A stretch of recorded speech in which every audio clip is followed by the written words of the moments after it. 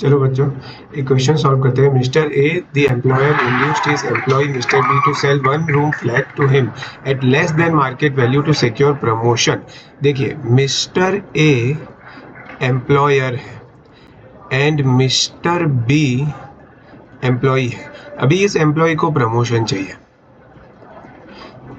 तो ये गया मिस्टर ए के पास कि देखिए मेरा काम देखिए, मेरी सैलरी मेरी थोड़ी बढ़ाई है, मुझे प्रमोशन चाहिए, मुझे हायर पोस्ट भी चाहिए और मुझे ज़्यादा सैलरी भी चाहिए। तो मिस्टर ए ने कहा कि देखो अगर तुम्हें प्रमोशन चाहिए तो तुम्हारे पास जो ये घर है ना, जो मार्केट में मान लो 10 लाख रुपए में आप बेच सकते हो, आप मुझे 8 लाख रुपए में ये घर बेच दो।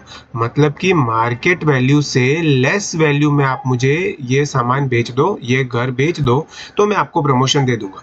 अब मिस्टर बी एक्चुअली इन्फ्लुएंस हो रखे थे, इन्फ्लुएंस हो रखे थे। क्यों? क्योंकि मिस्टर ए एक ऐसी पोजीशन में थे कि वो डोमिनेट कर सकते थे। What is the meaning of dominate? Dominate करने का मतलब किसी के ऊपर असर करना, किसी का नाजायज फायदा उठाना अपनी पोजीशन का इस्तेमाल करके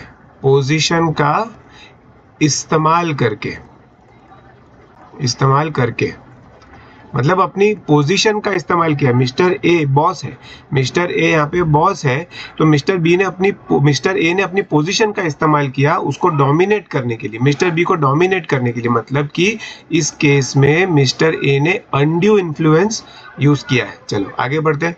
mister B sold the flat to mister A, later mister B changed his mind and decided to sue mister A. So basically क्योंकि अनड्यू इन्फ्लुएंस यूज किया था, मिस्टर ए ने मिस्टर बी को अपने जाल में फंसा लिया और उस जाल में फंसने के कारण मिस्टर बी ने जो घर वो 10 लाख में बेच सकते थे वो घर उन्होंने 8 लाख रुपए में बेच दिया, इस लालच में आके, इस बहकावे में आके कि मेरे को सैलरी ज़्यादा मिलेगी, मेरे को प्रमोशन मिलेगा, मेरी पोस्ट इंक्रीज होगी।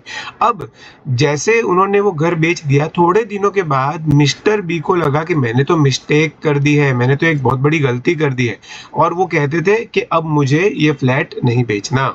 तो examine the validity of the contract as per the provisions of the Indian Contract Act 1872। Mister B ने क्या किया? मिस्टर ए पे केस कर दिया।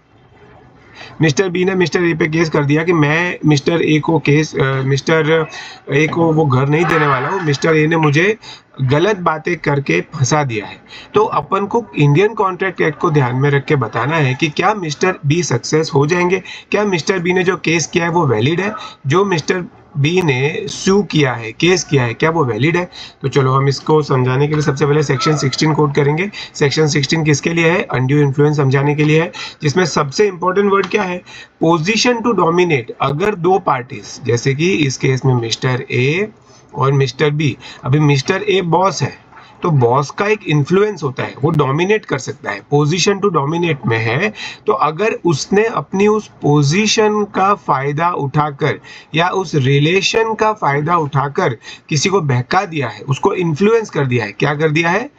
इन्फ्लुएंस कर दिया है, तो उस केस में वो जो कॉन्ट्रैक्ट है वो वॉइडेबल हो जाएगा। Voidable at the option of mister B. जिसको दिक्कत हुई है, जिसको परेशानी हुई है, जो पीड़ित है, जो एग्रीव्ड पार्टी है, उसके चॉइस पर ये कॉन्ट्रैक्ट वॉइडेबल हो जाएगा। तो मिस्टर बी के चॉइस पर ये कॉन्ट्रैक्ट वॉइडेबल हो जाएगा। ऐसा कहाँ लिखा है? ऐसा section 16 of the Indian contract act 1872 में लिखा है।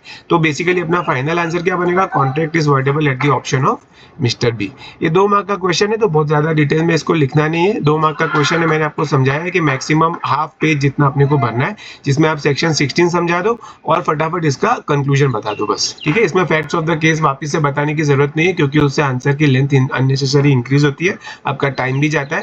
जितना मैक्सिमम मार्क्स है उससे ज्यादा तो मिलने वाला है नहीं, तो फिर बिना मतलब टाइम नहीं लगाने का। ये भी अपने को सेंस होना चाहिए बच्चा, जब आप एग्जाम दे रहे हो तो आपको ऐसा नहीं कि कोई क्वेश्चन का आंसर ठीक से आता है, अनड्यू इन्फ्लुएंस का आप ठीक से लर्न करके गए हो तो आप उसमें पूरा पेज या 2 पेज भरने में बैठ गए, जबकि वो है सिर्फ 2 मार्क का। थोड़ा सा अपने को जजमेंट लगाना आना चाहिए कि मार्क्स के हिसाब से टाइम और लेंथ डिसाइड हो, मार्क्स के हिसाब से टाइम और लेंथ डिसाइड होनी चाहिए। ठीक है, इसका स्टैंडर्ड आंसर भी मैंने दिया है, वो आप लोग देख लीजिएगा।